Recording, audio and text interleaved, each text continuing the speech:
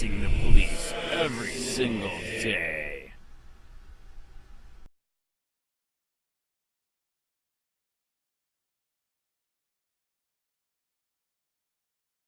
Jail revises policy after security check failures. Problem uncovered at Charlotte County Jail during inmate suicide probe. By N. Easker. Staff writer.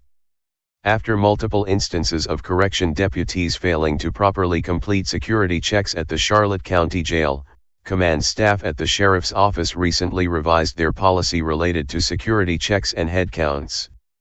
The agency became aware of a problem during an investigation into the death of inmate David Griggs on September 26. Griggs died by suicide, found unresponsive with a piece of material tied around his neck in a lockdown pod.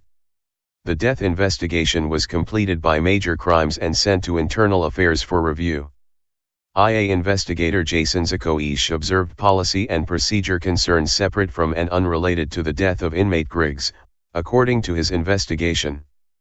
The report states Corrections Deputy Timothy Farley and Corrections Deputy First Class Mark D. Hart were the two deputies in the H-pod that day, and the documented head count times were inconsistent with observations on the video surveillance. The jail's policy indicates one of the formal inmate lockdown counts will occur at 4 p.m., and deputies will see the flesh of all inmates and check all cell door handles. They are to conduct 30-minute checks on all maximum segregation inmates and 1-hour checks on all other inmates in H-pod. The shift log for that day indicated the 4 p.m. count occurred between 3:45 and 4:09 p.m., but the video surveillance showed Farley and D. Hart entering H237 at 3:19 p.m. and exiting at 3:22 p.m. The two did not go upstairs, check for flesh of all inmates, or check all cell door handles. The next time a deputy entered H237 was at 4:37 p.m. when Farley moved the phone from downstairs to upstairs and removed an inmate from one cell.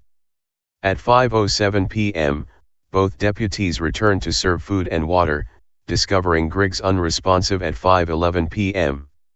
Farley admitted on September 26, no proper security checks or head counts were conducted.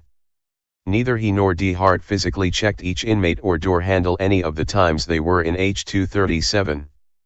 Farley stated he normally completes a more thorough check but did not on this date, according to the report. He reportedly could not say how many times in the past he did not properly complete security or head count checks and attributed the lack of proper checks to laziness that day. On November 20, investigator Zakoish was notified of additional security check and head count concerns involving 9 corrections deputies in the jail's medical wing. After speaking with command staff, he determined the best course of action was to close the investigation, re-evaluate the current policy and procedures, provide further clarification on them, and conduct remedial training to all certified jail members. Although Farley and D. Hart were determined to have violated official procedures or directives, the case was closed and designated as an exonerated policy failure. CCSO declined to discuss the policy change further.